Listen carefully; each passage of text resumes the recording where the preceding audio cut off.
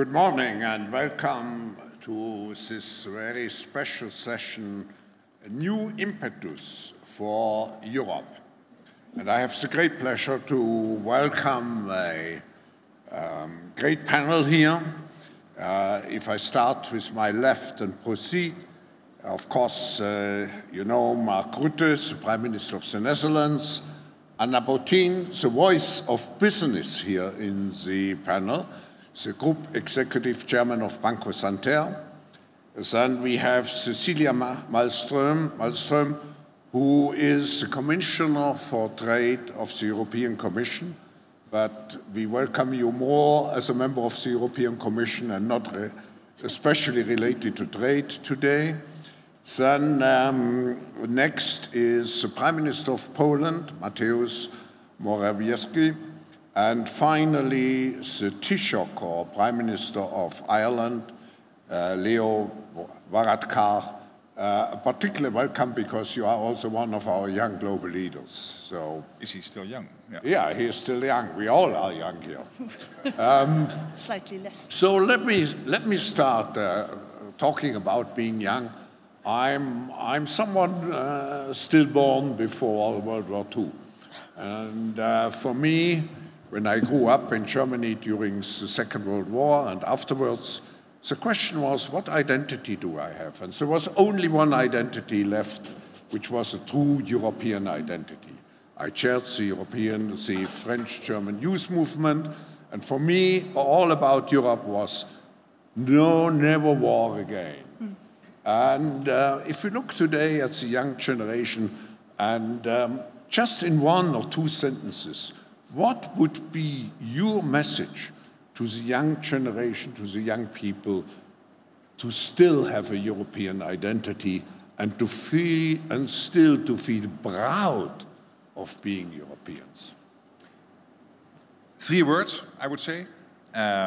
Prosperity, collective safety. The fact that we work together in itself, being embedded in a strong structure, creates a sense of safety, but also a reality of safety.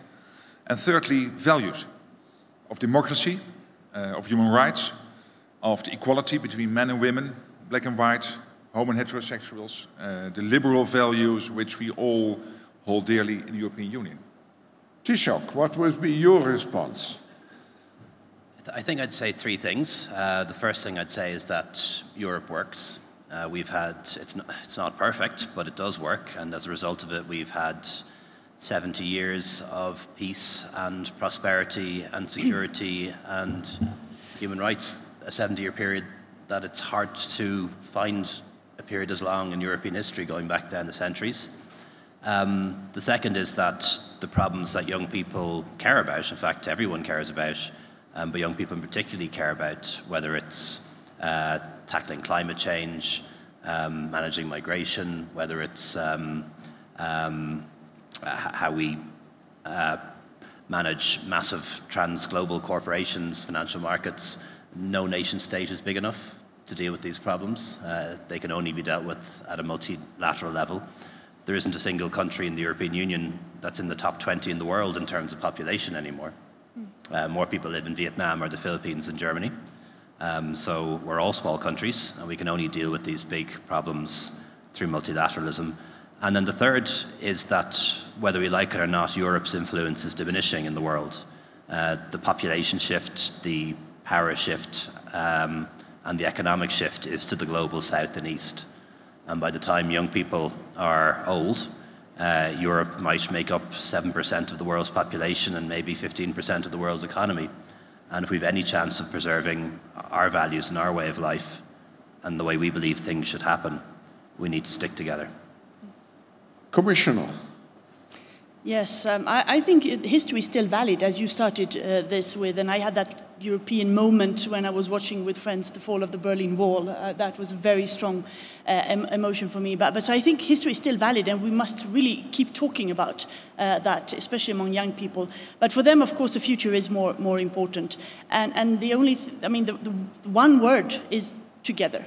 We can only save this planet, we can only make life better, we can only defend our values, we can only save the planet, we can only increase global justices if we work together in the European Union and with others. So I think we need to emphasize this, and there's a clear coherence here, but together. Prime Minister Morawiecki, you joined Europe later, but what would be your message to the young generation? No, we joined Europe much earlier than many other countries, 1,050 years ago. And we just joined the European Union a little bit later because of the Second World War, which is quite a difference. So I would base the European identity on diversity, because Europe is very diverse, and we cannot abstain from this. We cannot pretend that this is not. This is a foundation which used to work before for many years, and we could build on this into the decades to come. That's the one point. Another one would be empowerment of people, because there is this sense of lack of empowerment, lack of or vague democratic procedures in Brussels, across Europe, which is quite visible. So I think that rethinking of the transparency of procedures, of the legislative process and so on, would be empowering people and would bring back this feeling of empowerment to people. And also, I think we should ask this question: will the European Union be stronger with strong member states or weaker? And my answer to this is that, of course, with strong, vibrant, more equal member states, the European Union is going to be stronger. So this cohesion policy, structural reforms, structural policies are going in the right direction. I would support very much continuation of those very good programs into the next multi-annual financial framework as well. Let me follow up exactly this point. We have heard great ideals for Europe, but if you look at Europe, let's say, reading newspapers and so on, you read about Brexit, you read about all the quarrels, you read about, let's say, the north-south tensions, the east-west tension. So maybe Prime Minister Rutte, what could we do to correspond to those ideals, and what reforms, just to follow up the Polish Prime Minister, what reforms are really necessary to give Europe back this vigorous, let's say, existence? Well, I think you hit the nail on the head, because the north-south divide and the east-west divide is the big issue. But before coming to that, there are three huge opportunities for Europe to work on this year.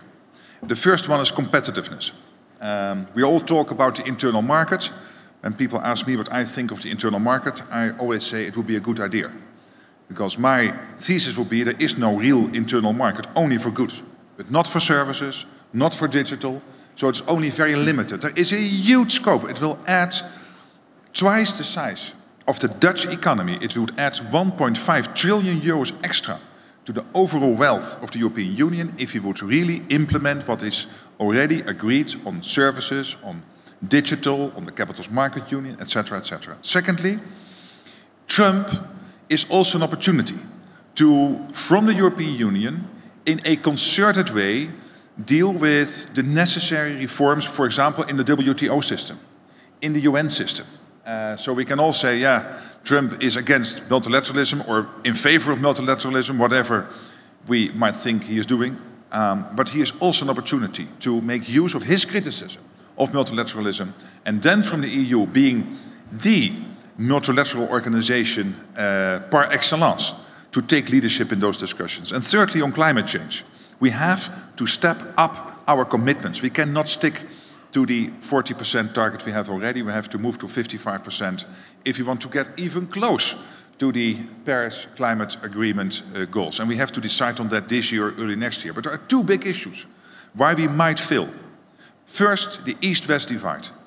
There is a total lack of solidarity on the issue of the refugee problem. The numbers are not that big, but it cannot be that countries like Germany and the Netherlands and Sweden have to basically shoulder this burden.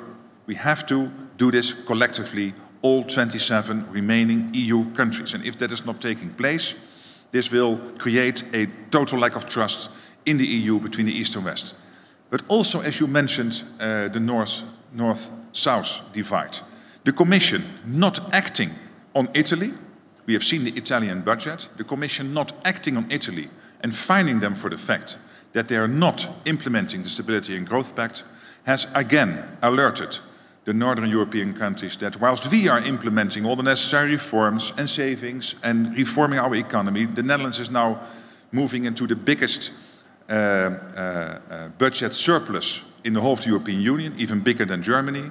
But people start to ask me questions. If Italy, and in the past France, can get away with not implementing what we have collectively agreed, getting their own house in order, if the Commission is not doing that, why should we? Well, we should because we want to have our house in order, not because some European treaty requires this from us. But this is creating distrust between North and South, and given those two dividing lines, I'm not optimistic about whether we can achieve on competitiveness, on reforming multilateralism, and on climate change.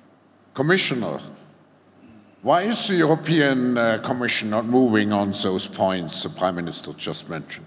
Well, on many of the points we are. I'll come back to the budget, but we are indeed moving. And I think the current tensions globally has also created possibilities for Europe. Because yes, internal tensions are there, but it has also, with Brexit and with our traditional ally, the US, not taking the global role that we used to see, it also gives a possibility to the European Union. So we have actually tried to deepen our cooperation in many areas. With the digital market, we should do more on the internal market. I fully agree with that.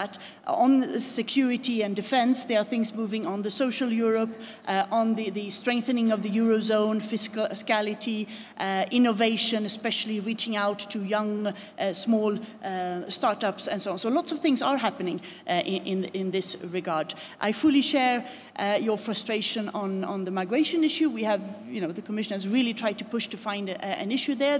It is a question of solidarity. We are many enough, we are strong enough, we are rich enough to receive people who really ask for asylum, but we also need to make that in a responsible and a solidaric way, all 28 of us. And that, of course, is looked upon as a weakness of the European Union, which it is. On the budget issue, I agree with the Commission's role is to be tough, but also seek a dialogue, because, of course, you need to evaluate all the consequences of toughness. With Italy, there is a very intense dialogue. We have seen some quite considerable backing down of the first rhetoric, but also of the action. So we have not let Italy out of the hook, absolutely not. But for the moment, there is a dialogue, and we hope that we can get them to comply within the margins of what has been agreed upon. But there's lots of things to do. And when I travel around in the European Union, and I do a lot, and I meet a lot of young people, and the thing that is brought up is not migration anymore. It was a couple of years ago. Now it is climate. It is climate. And the belief, but also the frustration that Europe can do more but isn't doing enough, that we should take the global lead there to save our planet. And here we can absolutely step up our efforts. We are trying. Without the European Union, there wouldn't have been an agreement in Katowice, neither in Paris. But this is one of the issues to regain the trust of the European youth, to show that here we are taking bold action and we're living up to our promises. Prime Minister Morawiecki, there was a question of lacking solidarity, particularly in the refugee issue. What is your response to it? And then I want to say something about that also. Maybe. Yeah, first the Prime Minister and we. Maybe a couple of points to what was just said, how to repair the state of matters. I think from the socio-economic point of view, the issue of inequality has been neglected for too long. And in Poland, we were able, over the last couple of years, to marry the two aspects of huge importance to the whole population. Strong economic growth, at the same time, limited budget deficit, or budget deficit actually close to zero, and at the same time, solidarity-based approach for different groups of the population. Our Gini coefficient and other indications of inequality go in the very right direction, which is why at the same time Poland is very pro-European and also quite proud of our achievements, and pro-American. Not too many countries like this which are at the same time pro-European and pro-American in Europe. One connected issue with this is a taxation issue. We just briefly discussed about this with Anna before this meeting. There are tax havens in the world, but also in Europe, which use their power or abuse their taxation systems to the detriment of other countries. And we should stop this, because this is not helping the European Union to build trust towards each other. And this topic is discussed quite recently, thanks to the strong voice of President Macron and Chancellor Merkel, in the context of digital taxation. And we fully subscribe to this aspect of the discussion. But on top of this, I would be in favor of eliminating all the tax havens from Europe, because this would equalize, this would bring the level playing field. And the third aspect is avoiding different standards for different member states. Like there was mentioned by Mark about north-south. Okay, but actually I've seen that Italy was treated differently than France. And it shouldn't be so, because there is this feeling of pride and equality, equal standards, and we should apply the same standards for different member states. And in terms of migration, Klaus, we cannot turn a blind eye on what is happening in the eastern flank of the European Union. And there was a Russian aggression in 2014 on Ukraine, and there are millions of people migrating out of Ukraine into Poland, and some of them are refugees, but our procedures are differently shaped. They are shaped in such a way that these people who are coming to Poland, they can very quickly take advantage of our economy. They can apply for jobs, and this is why you don't see so many refugees, people having refugee status from Ukraine or other Eastern European countries. But we do contribute a lot to this, to easing off tensions at the eastern flank of the European Union. Thank you. Anna, you represent business. How do you react? What would you like to be seen, to be accomplished? In Europe, yeah, I just like to challenge Mark on this solidarity on immigration, because I think I'm a big fan of looking at the facts, and it's probably not known that between the years 1999 and 2008, Spain, which is a country of then 40 million people, received 5 million immigrants. 5 million. And so I think this is something which has to be considered. Spain is competitive. We have 19 million people working today versus 13 million. We have created most jobs, but we have had by far the biggest flow of immigrants of any European country. And honestly, I'm a passionate European, but I think sometimes we need to look at the facts and understand, not just what happens today, but what has been happening. So this is quite important as we speak of solidarity. And just one other fact which is important, and Chancellor Merkel was a big sponsor of this, by the end of this century, Africa will go from 1 billion to 4 billion people. And I agree climate change is a challenge, but I would say this is as big a challenge for Europe than the others. So now on the European question, I think first that, again, looking at the facts, not just the world, but Europe has really done incredibly well over the last 40 years. There is no question that it has done well thanks to the market economy, thanks to freedoms and all the things that we as Europeans value. But I also believe that we now have a challenge, and to me the big challenge is institution building. Now, we have done a lot of that in the last few years, but I believe for us to take Europe to the next stage, and with a commissioner on trade here on my left, I think that as we see America saying America first, and China clearly saying China first, my ambition would be that Europe punches its weight. We are the second largest economy as a group. So I would ask of politicians around me here and others 3 things.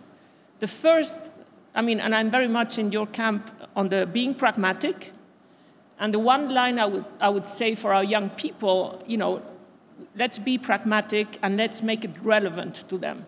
And I think the first thing, and you said that, but it's hugely important, let's complete the single market for services.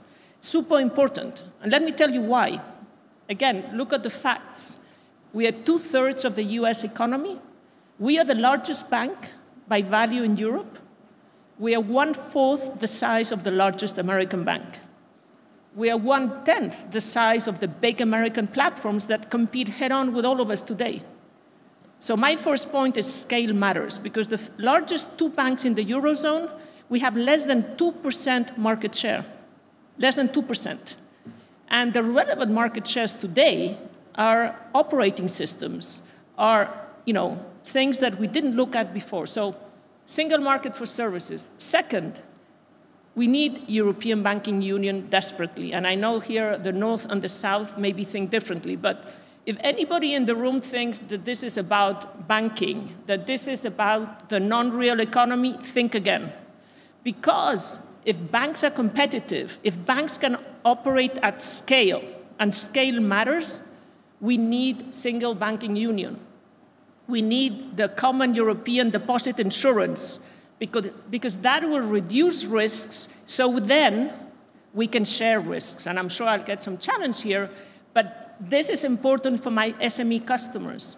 And the other fact I'd like to share is that banking in Europe is important to the average person, to the small company, because 90% of financing comes from banks. In the US, that's 50%. So it's super important. And then the last, third thing, and Mateusz touched on that, and I really believe that this is a unique opportunity for Europe to lead, not just for Europe, but for the world. And I think this goes way beyond digital tax. It goes to a new framework, a new governance for the digital age. And we need politicians and governments to understand how the economy works. There are no barriers between sectors. What is a bank? We do payments. All the big platforms do payments. Why should I be subject to different rules on payments to others? And that's what PSD2 does. So I think the 3 things for Europe and the new Commission on this area to do, of this governance, which, by the way, should be global, not just for Europe, but we can show the rest of the world the way, are around competition. How do we think about competition? Is it the same as in the old world? Who is competing with who? It's about taxation. The principle that you pay tax where you make your profits is not being followed. And that creates a lot of problems in communities, in jobs. And the third one, which is related to the first, is regulation and supervision. Same services, same rules, and that is not happening. And I think the Commission is very much aware of this. But my last recommendation would be, we are famously known in the world for being slow in Europe. But we also try to do the right thing. And so when we wrote the e-commerce directive, we didn't know what the world was going to look like today, but now we do. And I think people like Mark and Mateusz understand this really well. and a lot of the commissioners. And so the one thing I would ask of Europe is, let's prove everybody wrong. Let's do the right thing, but let's do it a bit faster. Mark, you will have an opportunity, but first, Leo, what would you add here? Yeah, I don't want to repeat what's already been said, except that I do very much agree on the single market, the opportunities there on digital, on services, and also on banking union. And Ireland is a very strong supporter of us getting the job done, and I think we can over the next couple of years. What I would add to that would be around international development, and particularly Africa, and providing adequate space in the MFF for us to do much more as Europe in Africa and in the developing world. And I think that's something that our citizens would like us to do as well. And I had the chance to visit Africa in the last couple of weeks. Went to Mali, where the Irish Defence Forces are part of the EU training mission there, part of our security contribution, and then to Ethiopia, which is it's our single biggest international development partner.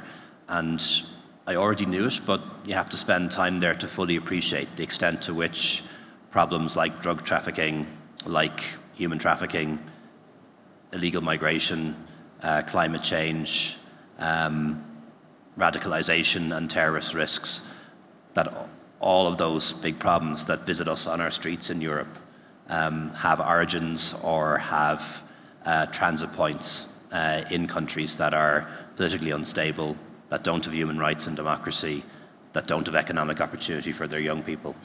And that's an area where I think we could make an enormous difference if Western countries spent what's been spent on a war in Syria, on international development in Africa. We wouldn't have half the problems that we're talking about now when it comes to migration and security.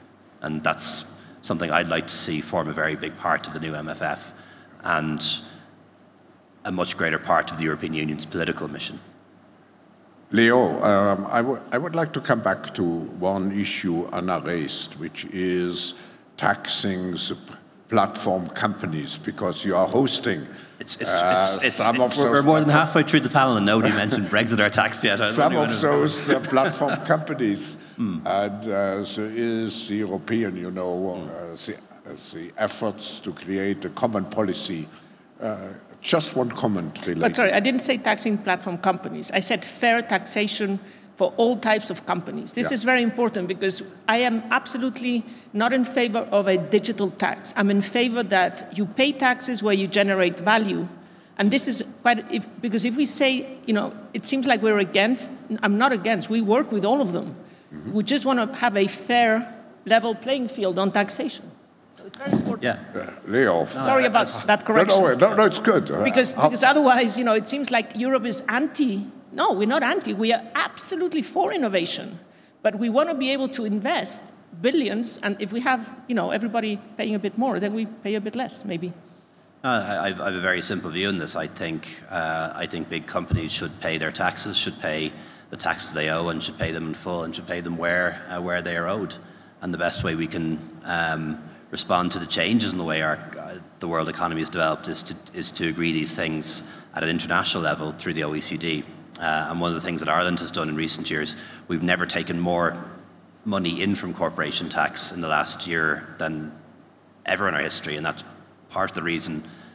Part of the cause of that is the fact that we have closed down things like the double Irish. We no longer tolerate stateless corporations. We're forever closing loopholes that exist in our tax system, and we do that through the OECD and through the BEPS process, and we're going to continue to do that. Our objection to a digital tax is that rather than being sales taxes like VAT fall where sales happen, profit taxes are applied where profits are made. And what was proposed in the digital tax was to impose effectively a levy on turnover. And you wouldn't apply that to car manufacturers. You wouldn't apply that to aviation manufacturers. If you applied the same principles to aviation, Ireland, through aircraft leasing and Ryanair, probably buys more aircraft than almost any country in Europe. We don't get any of the profits of Airbus or Boeing. So the principles have to be that the tax is where value is created, not where there's turnover. Mark, your reaction. I see also, Anna, you are let's say, energized. But Mark. No, just a few points. As you correctly said at the beginning, Europe is about nie wieder Krieg, no more war. After the Second World War, we built the most successful defense organization in world history, NATO. We built the biggest trading bloc in world history, European Union, which is also a community of values, and by working together, providing a collective sense and reality of safety. But yes, I agree, we have to accelerate. On the internal market and on the banking union, all the plans are there, all the opportunities are there. On the internal market, there are vested interests in some of the bigger member states, and we need the political leadership there to overcome those vested interests so that we can collectively build a bigger market, again, with twice the size of the Dutch economy added to the overall European economy. On banking union, this is directly related to the point I made on the north-south divide. Because if we cannot trust that the Commission, as a custodian of our treaties, of our agreements, is not keeping Italy to the fire, because they are at this moment blatantly with a debt to GDP of over 130%, with a too high deficit, and then start to negotiate, it has to be much firmer. I absolutely believe that, because otherwise, how can we explain in some of the other member states that we are putting in place the necessary reforms if somehow these bigger economies get away with it? Again, we will still do it, because we need it. At this moment, the Netherlands is growing at twice the pace of almost all our surrounding competing economies. Why? Because we put in place all the necessary reforms and fiscal adjustments. And we do have now a budget surplus. So we do this because we believe it is necessary. But on banking union, there is exactly that lack of trust now happening. Because you can only really move to the next phase of banking union if we know that the risks in the system are reduced. And it starts at the state level, and then in the banking sector. Take, for example, the non-performing loans. We have to reduce those risks before we can really move into the next phase. Because otherwise, Dutch taxpayers will feel that one day they will have to pay for banks in other countries which have not made the taken the necessary steps to make the banking system healthier in those countries. And we need to do that, because banking union, separating the sovereigns from the banks, is crucial for more financial stability in the European Union. Completing the single market is core to the basic promise we made each other, that was Europe, nie wieder Krieg, no more war, is about collectively being successful in terms of competitiveness, and that means jobs for people, and secondly, by being a successful bloc with common values, also being successful in terms of our collective safety. And again, I see those opportunities. My frustration is that I feel that this year we might again lose a lot of time discussing migration, east-west, finances, state finances, north-south, and this should not be necessary. We are coming, unfortunately, to an end of this session, but I would like to have some conclusion. So, Leo, what should be actually, in your opinion, the next concrete steps we should undertake to reinforce trust into the future of Europe? Not only internally, but also in the whole world, Europe, to recreate the necessary trust. And I will ask the same question to each of you. I think that what we have to do over the next maybe 5-10 years is to move Europe from just being an economic power in the world, an economic force for good in the world, and a trading bloc into an international group of nations that is politically influential.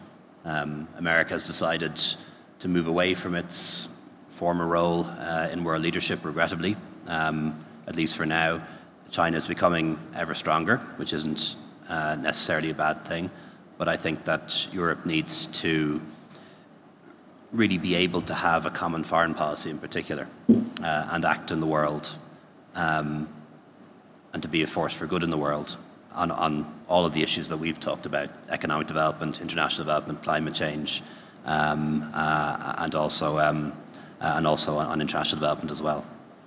Thank you, Taoiseach. And Mateusz?